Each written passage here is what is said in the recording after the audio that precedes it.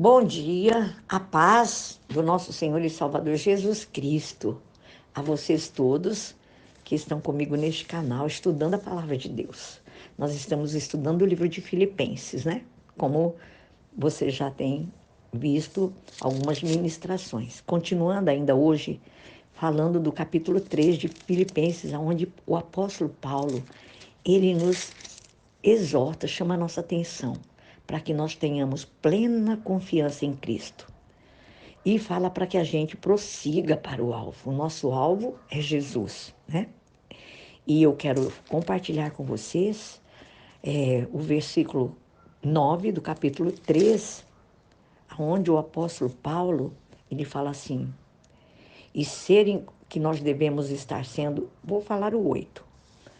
O 8 também, para que dê melhor entendimento para vocês que me ouvem. Mais do que isso, considero tudo como perda, ele comparando a vida dele, até chegar em Cristo, né? Até que ele conheceu a Jesus. Mais do que isso, considero tudo como perda, comparado com a suprema grandeza do conhecimento de Cristo Jesus, meu Senhor, por quem perdi todas as coisas. Eu as considero como esterco para poder ganhar Cristo. E no verso 9 ele fala assim, e ser encontrado nele, não tendo a minha própria justiça que procede da lei, mas a que vem mediante a fé em Cristo a justiça que procede de Deus e se baseia na fé. O apóstolo fala aqui, amados, para que nós nos aliviemos da pressão. Esse versículo 3:9, Paulo diz assim, que ele quer alcançar uma coisa na vida. Ser encontrado em Cristo, assim como eu e você também queremos ser encontrados em Cristo. E tem uma promessa de Deus lá no livro de Jeremias, no capítulo 29. Se nós o buscarmos de todo o nosso coração, nós vamos encontrá-lo e vamos ser encontrados por ele. É uma promessa. E essa também precisa ser a nossa atitude, assim como Paulo fala aqui no versículo 9 do capítulo 3. Paulo diz que quer alcançar uma coisa na vida, ser encontrado em Cristo Jesus. Você e eu também precisamos. Essa também tem que ser a nossa atitude. Nós não podemos sempre manifestar um comportamento perfeito, irmãos, mas com a ajuda de Deus, do Espírito Santo que está em nós, nós podemos continuar prosseguindo para o alvo. Você sabe, vou lhe fazer uma pergunta, por que Deus nunca nos deixa ter um comportamento irrepreensível? Irmãos, se nós chegássemos a esse ponto, o nosso senso de valor se basearia em nossa perfeição, em nosso desempenho, em vez de basearmos na palavra, no seu amor, na sua graça, no seu favor, na sua misericórdia. Se você e eu nos comportássemos perfeitamente, pensa, em tudo, acharíamos que Deus deveria responder a todas as orações que nós fazemos em função da nossa obediência, a todas as normas e regulamentos. Sabe o que Deus faz então? Ele deixa algumas fraquezas em nós, para que nós tenhamos de ir até a sua presença constantemente, suplicar, orar, pedir ajuda. As nossas fraquezas, irmãos, nos mantêm dependentes dele, quer gostemos disso ou não. Deus não vai deixar que trabalhemos a nossa maneira a fim de estabelecer um sentimento de paz e realização.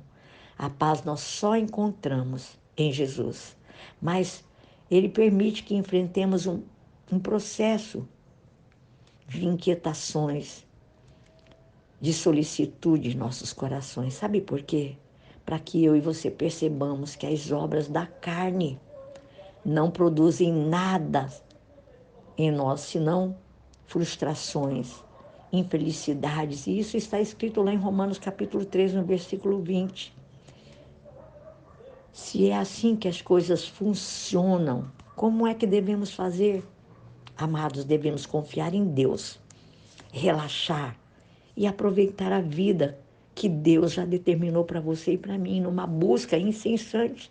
Nós precisamos aprender a desfrutar mais de Deus.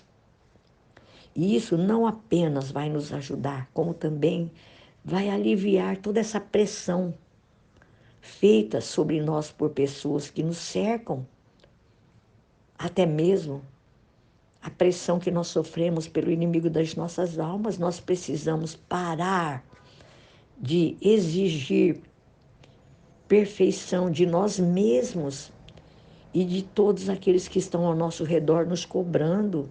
Faça assim, haja assim, não diga, não faça isso, não diga isso. Amados, nós precisamos começar a apreciar as pessoas exatamente como elas são.